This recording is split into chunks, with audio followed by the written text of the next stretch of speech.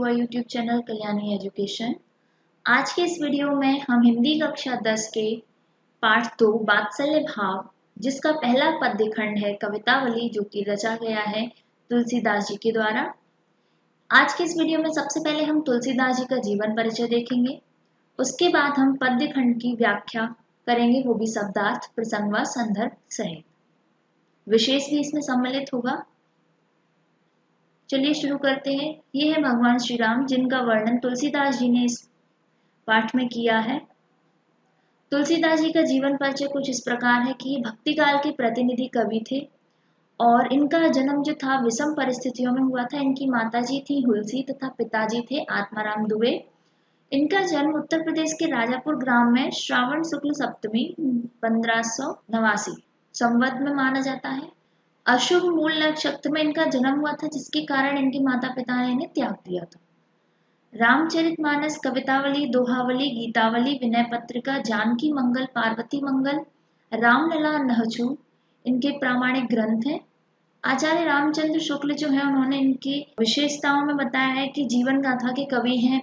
मनुष्य के संपूर्ण भाव व्यवहारों पर इनकी मजबूत पकड़ थी और वहीं लोक रंजक एवं लोक मंगल के रूप में प्रतिष्ठित हुए। राम राज्य के माध्यम से आदर्श राज्य की स्थापना इनके काव्य की प्रमुख विशेषता है। आज भी यह प्रासंगिक है। वहीं पर उन्होंने प्रत्येक संबंध में मर्यादित आदर्श रूप में दर्शन सहज ही हो जाते हैं। इस कारण तुलसीदास जी जन जन में बसे हुए हैं। रामचरितमानस की जो रचना है, वो युग कवि कहे जाए। तात्कालिक विषम परिस्थितियों में शैव एवं वैष्णव के मतभेदों के समाप्त करके एकता के सूत्र में बांधा।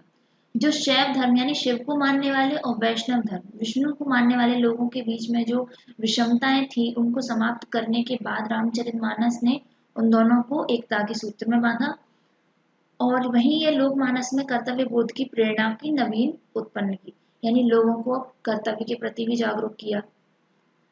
तुलसीदास जी सच्चे अर्थों में करुणा के कवि हैं। चलिए आगे बढ़ते हैं। पहला जो दिया गया है पद्य खंड, वो है अवधेश के द्वारे सकारे गई सुत गोद में भूपति ले निकसे। अब लोकी हो सोच विमोचन को ठगी सी रही, जे न ठगे धिक से। तुलसी मन रंजन रंजित अंजन, नैन सुखंजन जातक से। सजनी ससी में समशील उभय, नवनील सरोवरू के विकसे। यहाँ पर अवधेश का अर्थ है अवध के राजा, जो कि दशरथ थे। सकारे का अर्थ है सवेरे से। सूत का अर्थ होता है पुत्र। भूपति का अर्थ होता है राजा। अवलोकही का अर्थ है देखही। सोच विमोचन का अर्थ होता है चिंता दूर करना। धिक्से का अर्थ होता है धिक्कार। सजनी का अर्थ होता है शिशु। मनरंजन, मन को प्रसन्न करने वाला। रंजित अंजन का अर्थ होता है काजल लगाए हुए। जातक का अर्थ होगा बच्चा। सजनी का अर्थ होगा सखी। शशि का अर्थ होगा चंद्रमा। समशील समान आचरण। उभय दोनों। नवनील नए मोल वर्ण वाले। सरोरू का अर्थ होता है कमल और विकसे का अर्थ होता है खिले। आई होप आपको सभी वर्ड समझ में आ गए होंगे। चलिए आगे बढ़ते हैं। संदर्भ जान लेते हैं। संदर्भ क्या है कि एक बार हम लिख देंगे और सभी पद्यों में वही लागू होगा। जैसे पहला है, प्रस्तुत पद्य वात्सल्य भाव पाठ के कवितावली शीर्षक से अवतरित है। यानी कि ये जो हमने पद्य खंड लिया है, वो वात्सल्य भाव पाठ के कवितावली शीर्षक से लिया है, जिसके रचयिता कौन है? गोस्वामी तुलसीदास जी। अब इस प्रसंग क्या होता है, जैसे कि हमने ये जो पद्य खंड लिया है, इसमें कुछ विशेषताएं होंगी, उसको एक लाइन में लिखना होता है आपको। जैसे इसमें शिशु श्री राम के रूप सौंदर्य का मोहक अंकन हुआ है, पूरा अर्थ निकाल के एक लाइन में रख दिया है हमने। अगला है, अवधेश के द्वारा सखारे गई, यानी बालक श्री राम के स्वरूप को प्रभावित एक युवती थी, जो कहती है कि मैं सुबह सुबह राजा दशरथ के दरवाजे पर गई, तभी राजा दशरथ अपने पुत्र को गोद में लेके महल से निकले और उनकी जो छवि थी वो चिंताओं को दूर करने वाली थी। उनका सौंदर्य इतना अच्छा था कि ये ठगी सी खड़ी रह गई, लगातार उनको देखती ही रह गई और वह सोचती है कि जो ऐसा ठगा सा ना रहा ना, वो बिल्कुल उस पर धिक्कार है, जो भगवान श्री राम के इतने मनमोहक रूप से भी आश्चर्यचकित नहीं हुआ हो। तुलसीदास जी कहते हैं कि मन को प्रसन्न करने वाले और राम के काजल लगे नेत्र, श्रेष्ठ खंजन पक्षी, एक पक्षी है खंजन, उसके नेत्र के समान किसके नेत्र लग रहे हैं? श्री राम। दोनों नेत्रों के समान प्रतीत हो रहे हैं। युक्ति बताती है कि सखी उनके मुख पर दोनों नेत्र चंद्रमा में समान आचरण वाले दो नवीन नील कमलों के समान खिल रहे हैं। तो इस तरह से श्री राम के जो सौंदर्य है उसका वर्णन किया है उसने अपनी एक दूसरी सखी से। इसमें क्या विशेषता थी कि यहाँ पर शिशु राम के मुख सौंदर्य की प्रभावशाली मोहक अंकन हुआ है। शुद्ध साहित्यिक अवधि भाषा में विषय का प्रभावी प्रतिपादन किया है। अनुप्रास उपमा रूपक अलंकार थे इस पद में, और वहीं सन छंद जो था वो सवैया था, और रस यहाँ पर कौन सा प्रयुक्त किया गया है, वात्सल्य। अगला हमारा जो पद्य खंड है वो है पग नुपुर औ पहुंची कर कंजिन मंजू बनी मणिमाल हिये नवनीत कलेवर पीत झगा झलके पुलके नृप गोद लिए अरविंदु से आनन रूप मरंदु आनंद त्रिलोचन भ्रंग पिए मनमोना बसियो अस काल बालकु जो तुलसी जग में फलु कौन जिए।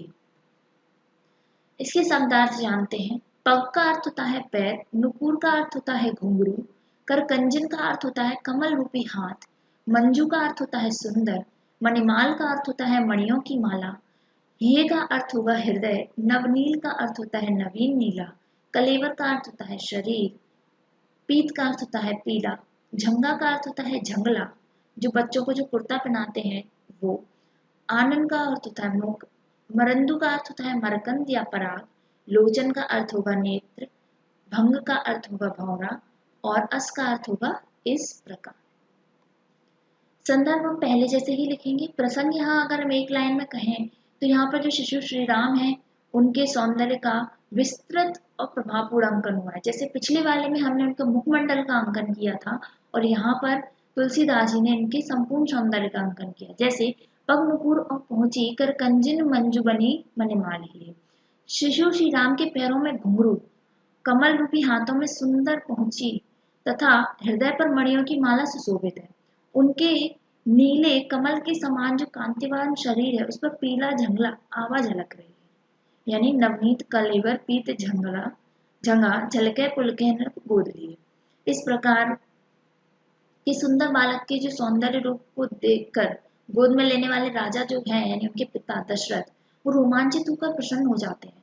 श्री राम के कमल से मुख पर विद्यमान स्वरूप के पराग मधु का पान कर भौरे रूपी नेत्र आनंदित हो रहे हैं, यानी कि अरविंद से आनंद रूप मरुंद आनंदित लोचन भ्रंग पिए। जो श्री राम का कमल के समान जो मुख है और उस पर जो उनके नेत्र है वो किसी भौरे के समान आनंदित हो रहे हैं, अर्थात उनके नेत्रों से मस्ती एवं उल्लास का भाव झलक रहा है। तुलसीदास कहते हैं कि इस प्रकार के विलक्षण सौंदर्य वाले शिशु राम ने यदि मेरे हृदय में स्थायी निवास ना बनाया, मन में ना बसियो अस बालक जो तुलसी जग में फल कौन जिए, तो इस संसार में किस फल की प्राप्ति के लिए मैं जीवित रहे। अर्थात बालक राम को हृदय में स्थिर करना ही जीवन का परम फल है। इसकी विशेषता है शिशु राम के प्रभावी सौंदर्य को हृदय में स्थायी रूप में बसा लेना ही जीवन का परम कर्तव्य माना गया है। शुद्ध साहित्यिक अवधि भाषा है इस पद्यखंड की। रूप सौंदर्य का प्रभावी अंकन किया गया है, वहीं पर रूपक उपमा अनुप्रास अलंकारों और पद मैत्री की छटा अवलोकनीय है।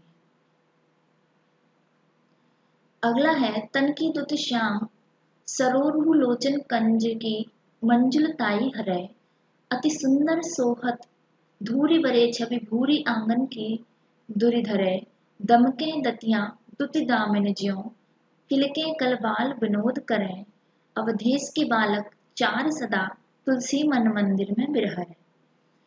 शब्दार्थ में क्या होगा, तन का अर्थ होता है शरीर, द्युति का अर्थ होता है कांति, सरोरु का अर्थ होता है कंज या कमल, मंजुलता का अर्थ होता है मनोहरता या शोभा, हरय का अर्थ होता है हरण करते हैं, धूलि भरे का अर्थ होता है धूल से भरे हुए, छवि का अर्थ होता है शोभा, भूरी का अर्थ होगा बहुत, अनंग का मीन्स होता है कामदेव। जो कामदेव है उनका ही एक पर्यायवाची है, उनका एक अन्य नाम है अनंग। दमके है चमकती है, दतिया का है छोटे छोटे दांतों की पंक्ति, दमिनी बिजली किलक किलकारी भरते हैं, कल सुंदर, मन मंदिर यानी मन रूपी मंदिर, विहि विहार करें। इसका प्रसंग देखते हैं। संदर्भ पहले की तरह लिखा जाएगा, आप नोट डाउन कर लीजिएगा। प्रसंग की बात करें तो राजा दशरथ के पुत्र बालक राम के जो मनोहर रूप है, उनके साथ चारों भाइयों की जो क्रीड़ाएं हैं उनका सटीक वर्णन किया गया है। हमने उनके मुखमंडल का वर्णन किया, उसके बाद उनके संपूर्ण सौंदर्य का वर्णन किया, और अब हम उनकी क्रीड़ाओं का वर्णन करेंगे। व्याख्या देखते हैं। तन की द्युति श्याम सरोरु लोचन कंजकी मंजुलताई है। शिशु राम के शरीर की कांति नीलकमल के समान दमक रही है। उनके नेत्र कमल की सुंदरता का हरण कर रहे हैं, अर्थात कमल उनके नेत्रों के समक्ष हीन दिखाई देते हैं। वहीं अति सुंदर सोहत धूरी भरे छवि भूरी अंगन की दुरीधर है। धूल में लिपटे बालकराम अत्यंत शोभायमान लग रहे हैं। उनकी सुंदरता इतनी अधिक है कि उनके सामने सौंदर्य के प्रतीक कामदेव जो है उनको भी दूर कर दिया गया है, अर्थात बालकराम कामदेव से भी बहुत अधिक सुंदर लग रहे हैं। मैंने इनको डिटेल में इसलिए लिखा है कि आप एग्जाम देने जाएंगे तब तक हो सकता है कि आप कुछ लाइंस भूल जाए, इसीलिए मैंने अर्थात करके जो लाइन लिखी है आप उनको भी लिख सकते हैं, ठीक है, या फिर टफ लैंग्वेज में भी लिख सकते हैं। दमके दतिया दुति दामनी ज्यों के लिखे कल बाल विनोद करें अवधेश के बालक चार सदा तुलसी मन मंदिर में मेरे। उनके छोटे छोटे जो दांतों की पंक्ति ऐसे चमक रही है जैसे बिजली कौंद रही हो, और वो किलकारी मारकर बाल सुलभ प्रसन्नता प्रकट करते हुए बड़े मनोहर लग रहे हैं। वो बहुत हंसते हुए बहुत खेल रहे हैं, तो बहुत सुंदर लग रहे हैं। तुलसीदास जी कहते हैं कि अवध के राजा दशरथ के चारों पुत्र इसी सुंदरता के साथ मेरे मन रूपी मंदिर में निरंतर विहार करते रहते हैं, यानी खेलते रहते हैं, घूमते रहते हैं। इसकी विशेषता बालक राम के शरीर की कांति, नेत्रों की शोभा, स्वरूप की सुंदरता, दांतों की दमक, किलकारियों आदि का प्रभावपूर्ण वर्णन किया है तुलसीदास जी ने। वहीं इसकी जो भाषा है शुद्ध साहित्यिक अवधि में सौंदर्य का भावोत्पादक अंकन हुआ है, ये एक जैसा ही रहेगा सभी में। रूपक उपमा अनुप्रास अलंकार ये भी एक समान ही है सभी पद्य खंडों में। सवैया छंद यहाँ प्रयोग हुआ है, और रस कौन सा है, बात। चलिए अगला है कबहू ससी मांगत आर्य करें कबहू प्रतिबिंब निहार डरे। कबहू करे ताल बजाए के नाचत मात सवै मन मोद भरे। कबहू ऋषि आए कहें हटके पुनि लेत सोई जेहि लाग करे। अवधेश के बालक चार सदा तुलसी मन मंदिर में बेहरे। ये वाला जो है ये ज्यादातर एग्जाम में पूछा जाता है पद्यखंड, इसको अच्छे से तैयार करें।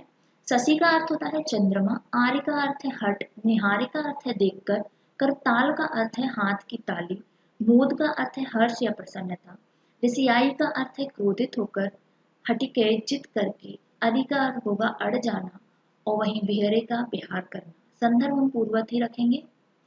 चलिए शुरू करते हैं प्रसंग। प्रस्तुत पद्य में बालक राम की जो पल पल परिवर्तित बाल सुलभ चेष्टा है उनका मनोरम अंकन है इसमें। व्याख्या देखते हैं। बालक राम जो कभी चंद्रमा को मांगने की हट करते हैं तो कभी अपनी ही परछाई को देखकर डर जाते हैं। कैसे? कबहू शशि मांगत आर्य करें कबहू प्रतिबिंब निहार डरे। इसके बाद कभी दोनों हाथों से ताली बजाकर नाचते हैं तो कभी माता मन में प्रसन्नता का अनुभव करती हैं। कबू करताल बजाए के नाचत माने मात सवै मन मोद भरे। तो सभी माता मन में प्रसन्नता का अनुभव करती है, अर्थात उनकी ताली बजाकर नाचते हुए देखकर बहुत खुश होती है। कभी क्रोधित होकर हट पूर्वक कुछ कहते हैं और जिस वस्तु के लिए अड़ जाते हैं हट करते हैं उसको लेकर ही मांगते हैं। कबू ऋषि आए कहें हट कहे पुण्य लेत सोए जेहि लगे रहे। फिर अगली लाइन है अवधेश के बालक चार सदा तुलसी मन मंदिर में भी। तुलसीदास जी कहते हैं कि अवधेश के राजा जो दशरथ है उनके चारों पुत्र इसी रूप से मेरे मन रूपी मंदिर में सतत विहार करें। अगला है वरदंत की पंगति कुंद कली अधराधर पल्लव खोलन की। चपला चमके घन बीच जगह छवि मोतिन लाल अमोलन की। घुंघरारी लटे लटकेम ऊपर कुंडल लोल कपोलन की। नैव छावरे प्राण करे तुलसी बल जाऊं लला इन बोलन की। शब्दार्थ। जो वर है उसका अर्थ होता है श्रेष्ठ, दंत यानी कि दांतों की, पंगति यानी पंक्ति, कुंद का अर्थ होता है एक पौधा जिसके फूल दांतों के उपमान से लिया गया, यानी एक पौधा है कुंद जिसकी तुलना जो है हमने कब किससे की है, दांतों से की है, जिसकी फूलों की तुलना। अधराधर का अर्थ होता है ऊपर तथा नीचे के दोनों होंठ। पल्लव का अर्थ होता है कोमल पत्ते। चपला का अर्थ होता है बिजली। घन का अर्थ होता है बादल। अनमोल का अर्थ होता है अमूल्य बहुमूल्य। धुंधरारी सॉरी यहाँ पे घुंघराली है एकदम, घुंघराली का अर्थ होता है घुंघराली। लोल का अर्थ होता है सुंदर। कपोलन का अर्थ होता है गालों पर।